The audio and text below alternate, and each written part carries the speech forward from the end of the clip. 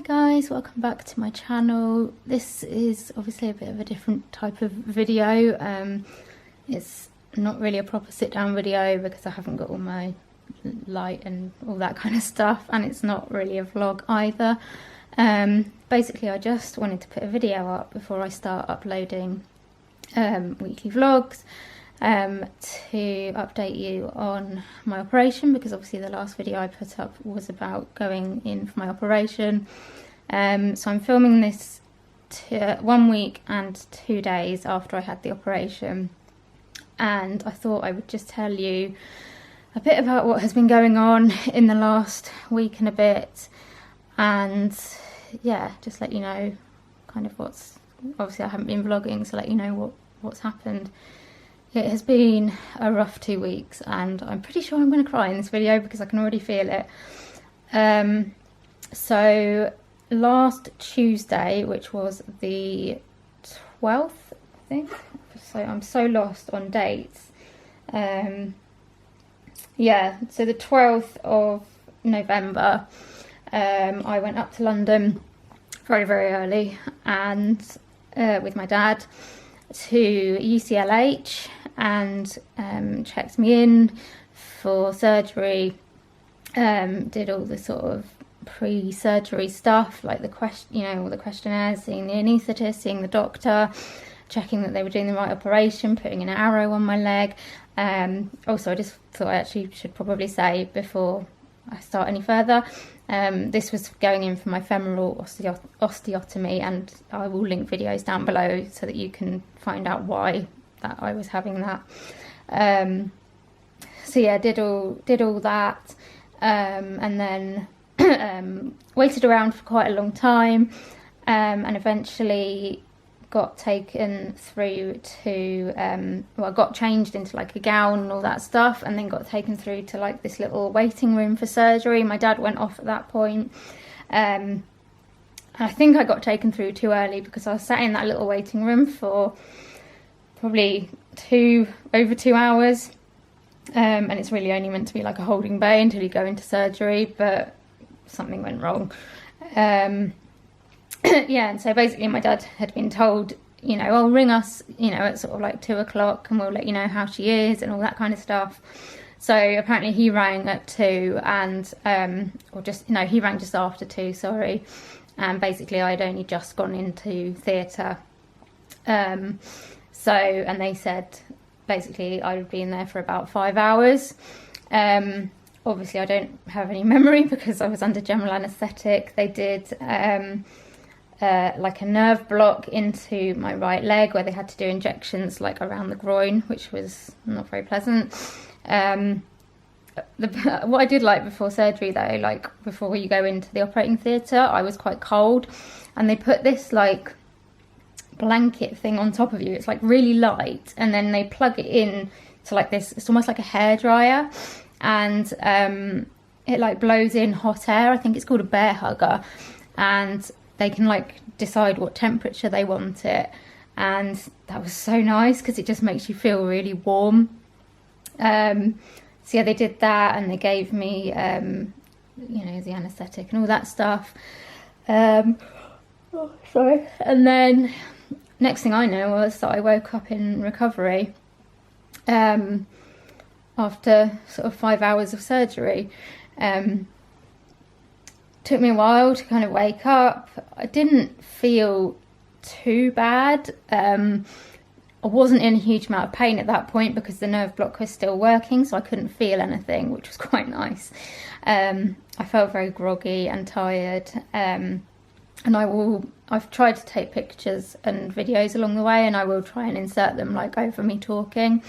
But yeah, I felt quite groggy, and they got I was on oxygen and all that kind of stuff, and they got me sort of stable. I'd been given a PCA, which is a patient-controlled analgesia, I think, where basically you've got like your cannula and everything, and then you have a button you can press, and every time you press the button you get some painkiller.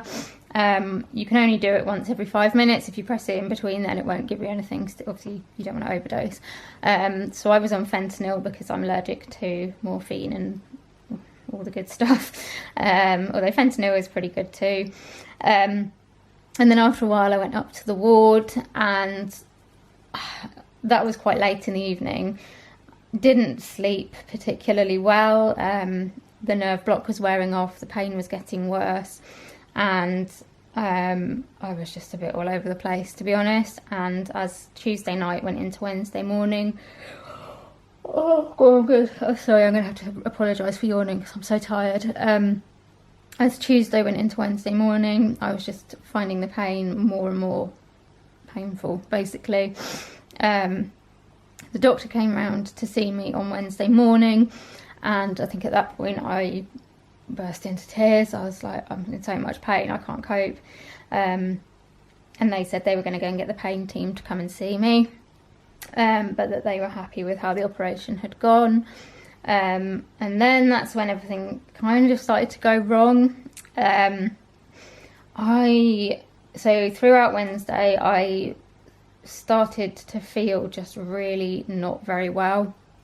And a lot of what I tell you is going to be from what I've heard or what I've been told, because my memory is very patchy. But basically, yeah, I wasn't feeling very well. I was shivering. I was in a lot of pain. I felt very, very groggy. I couldn't open my eyes properly. I was aware, like I could hear things, but I couldn't communicate. I couldn't speak very well. I couldn't move very well. And during Wednesday, I started having seizures. I was like, my teeth were just like chattering really, really quickly. My face was like twitching, my body was twitching. And I think they said I had 2 seizures like during Wednesday. Oh, sorry, I'm in quite a lot of pain. They said I had 2 seizures during Wednesday. They found out, they did lots of like blood tests and stuff, and found out that a lot of my electrolyte levels had just plummeted to, like, some of them were untraceable apparently. And so they quickly kind of started trying to replenish those, because having those being low can cause seizures and make you really, really quite unwell, which I was. But things were just getting worse. They were saying they were trying to contact HDU, which is the high dependency unit, but I think they were just having a lot of trouble getting anyone to come and see, well, not necessarily getting anyone to come and see me, but trying to get a bed in HDU. Basically the ward that I was on, which was just the sort of general orthopaedic ward, were saying that they would just not set up to look after me. I was too ill. As I say, my memory is very sketchy. Apparently my dad came to visit, and I kind of remember his voice a bit. I really couldn't communicate very well with him. I was just constantly like twitching and shaking, crying, like because I was in pain and I was scared.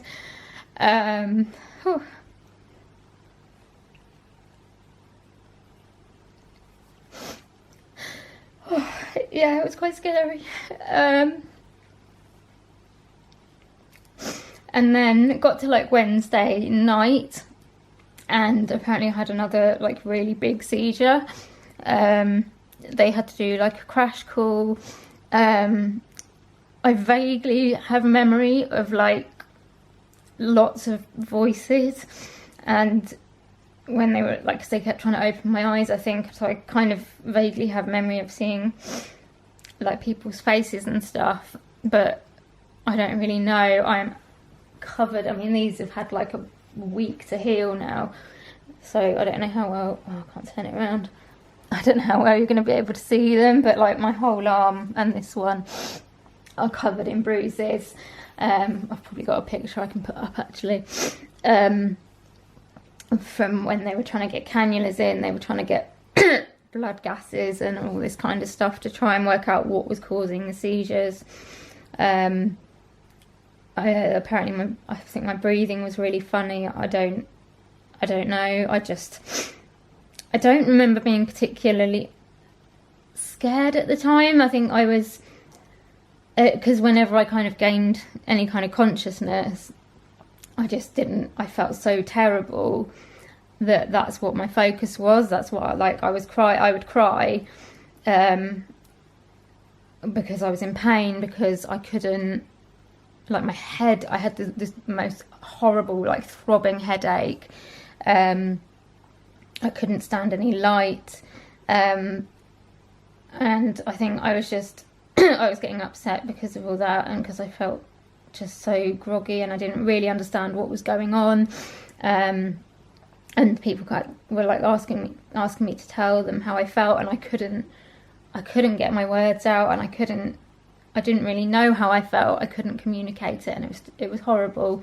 Basically, in the end, they had to call intensive care, and basically intensive care have something called an outreach team. So it's like a step between a normal ward and going into an intensive care, and their job is to try and stabilise you so you don't need to go into the intensive care unit. So the intensive care outreach team were called. They came over apparently with all their equipment, set me up with lots of monitors, and they were trying to sort of, sorry, that's my phone going. Yeah, they were trying to, because I think I was having to have various like electrolytes still, because they were still not right. And yeah, so basically this outreach team came and looked after me for Wednesday night into sort of Thursday morning. And yeah, it was like, now I feel more scared than I think I was then, now, because now it's all like dawning on me what's happened, and I just can't get my head around it, and how ill, like, at the time I didn't realise how ill I was until I sort of came round a bit the next day and saw the nurses and saw the doctors, and they told me how sick I had been. I didn't, at the time, I didn't know, because I was just fighting to breathe and to stay alive. So yeah, that has been really difficult. Thankfully, they kind of stabilised my electrolytes, got me back on some of my normal medication, and on Thursday it was like the first time I think I started to feel a little bit better. I was still very, very out of it, in a lot of pain, still on my pain button. My dad came in again, and I managed to like say a few words to him, and he managed to feed me with they got like these Ensure milkshakes. They're like 40 sips, and he managed to put like the straw in, and I managed to take a little bit of that, just to get a little bit of like sustenance in me. And yeah, like, thankfully, like, since then I started to feel better. I still am getting, even now, like little twitches sometimes, but obviously nothing like what it was last week. And so yeah, like, once we'd kind of got me medically like doing better, they were obviously keeping a very close eye on my blood tests. I was having like really regular observations, but yeah, that was just the scariest like 48 hours of my life, I think. So yeah, I kind of feel like now I need to talk to someone about it,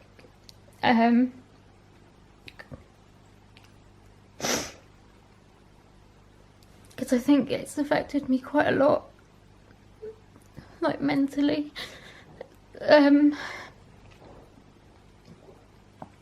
that's something that I can kind of discuss with my GP. And on the Thursday, I think it was. I'm so like I might get dates muddled up because I'm still quite muddled up. A neurologist came to see me. They'd sent me down to have a CT scan because they were just concerned that, one, there might be something going on in my brain that had caused the seizures, and two, that the seizures may have done some sort of damage because I was having real trouble like moving. I couldn't move like my leg and my arm properly and stuff, so they just wanted to check that everything was okay, and thankfully it was. Yeah, so this neurologist came to see me, and he was really nice, actually, really understanding and patient, and just, yeah, I needed it really. And he kind of said that they didn't think it was any kind of like epileptic fit.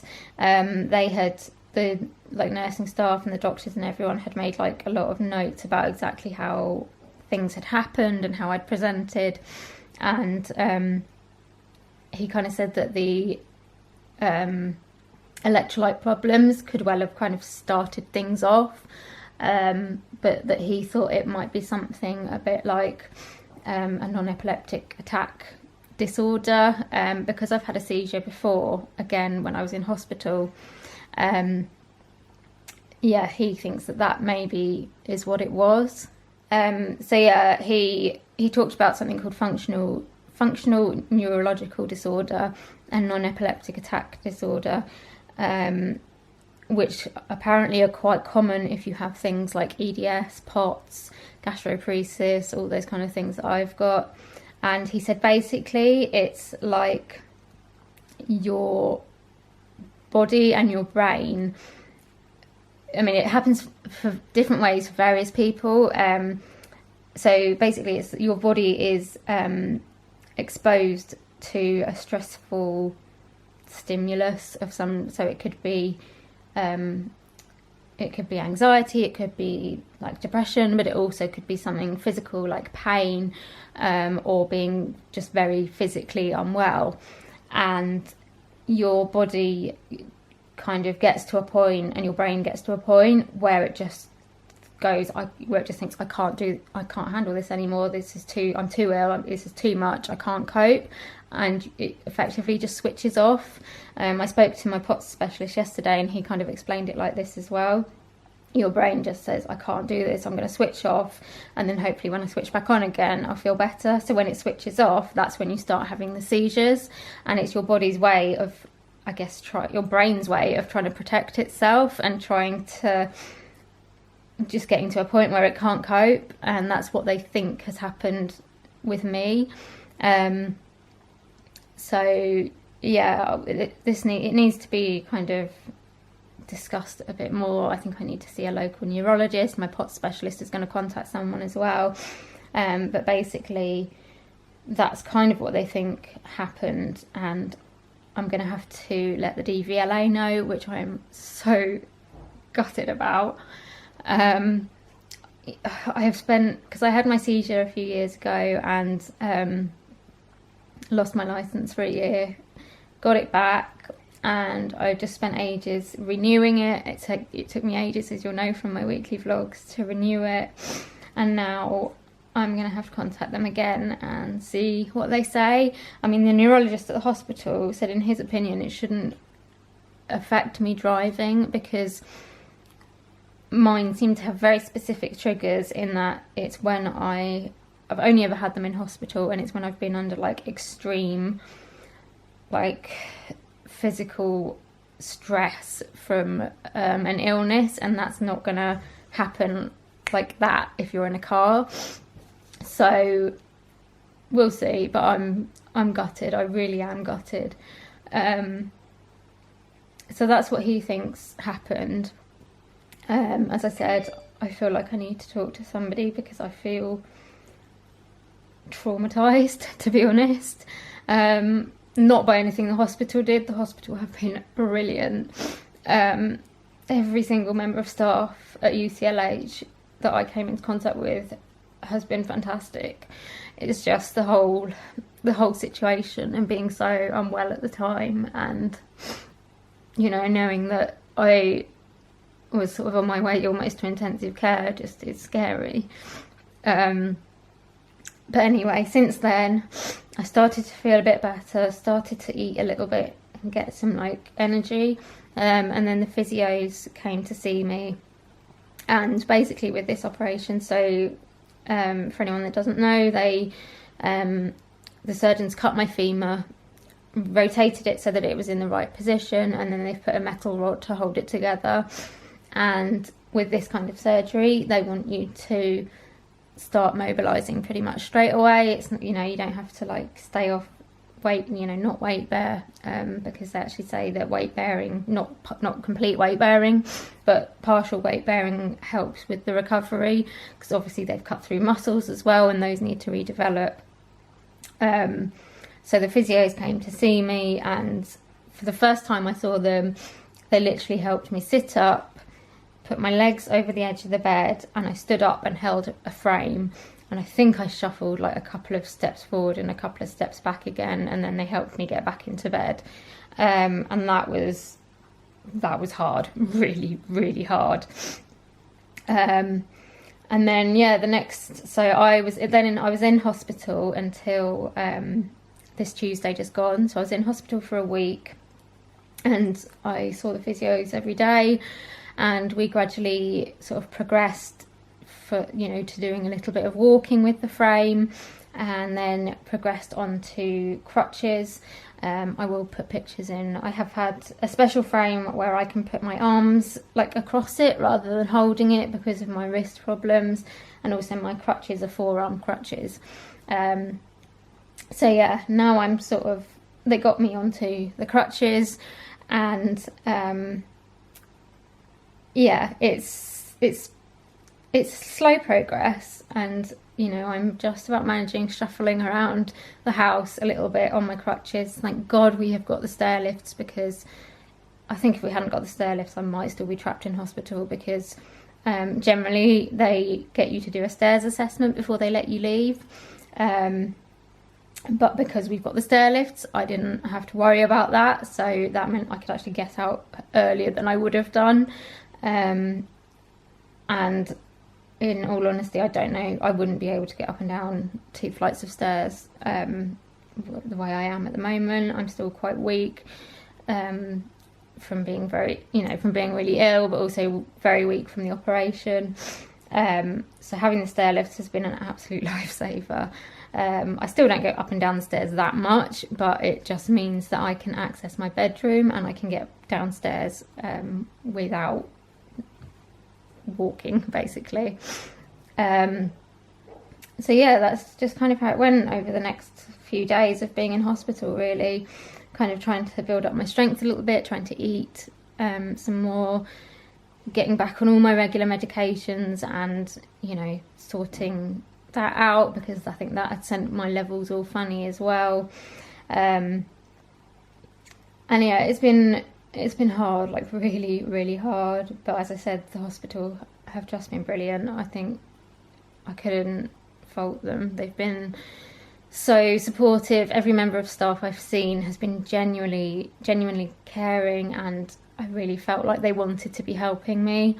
And that makes such a difference, because I feel like such a burden on everybody, especially my family. And yeah, I didn't want to feel like a burden on like hospital staff, and I was never made to feel like that. They always said to me, please ring your buzzer if you need help. Tell us if you're in pain. We want to help you. They eventually took the fentanyl button away, because obviously that's not really a long-term solution,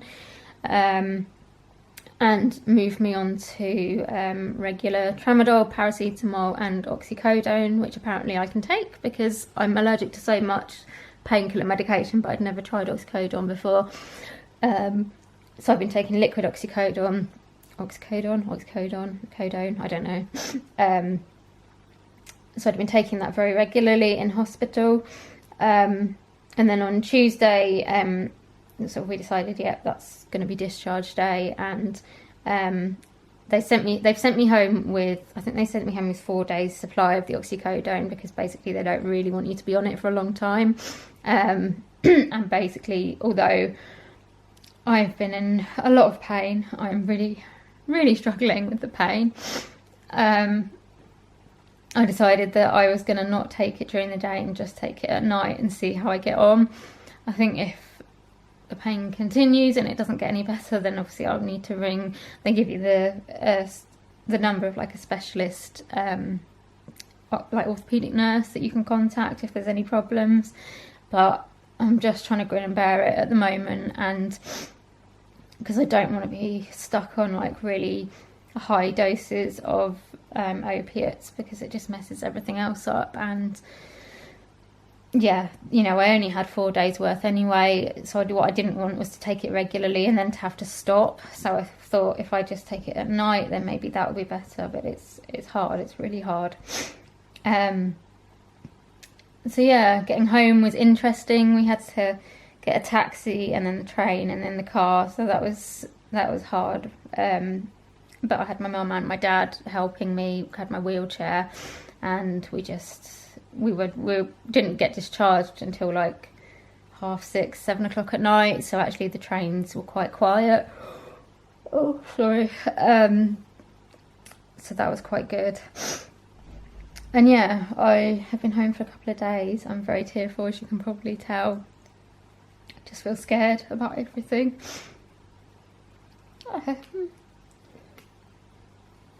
Oh, sorry.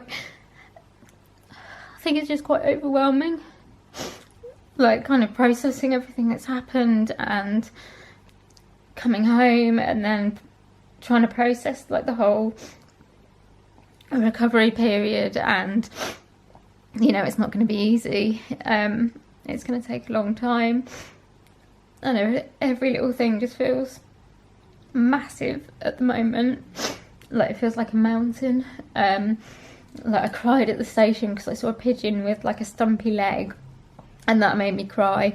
I cried when I thought about, oh, I've got to change because I've got compression stockings that I've got to wear for 4 weeks. And I cried when I thought about having to change them. I'm really struggling with like eating and food. It's just like trying to decide what to eat. I mean, that was a good thing about hospital. You got a menu, obviously, but you know, you got given your food and that's what you ate. Whereas at home, you got to think more, and I don't feel particularly hungry. I feel quite sick all the time, but I need to make sure that I eat to keep my strength up. Getting like silly thoughts about being scared about like how the hell I would manage if I didn't have my mum and dad. That terrifies me.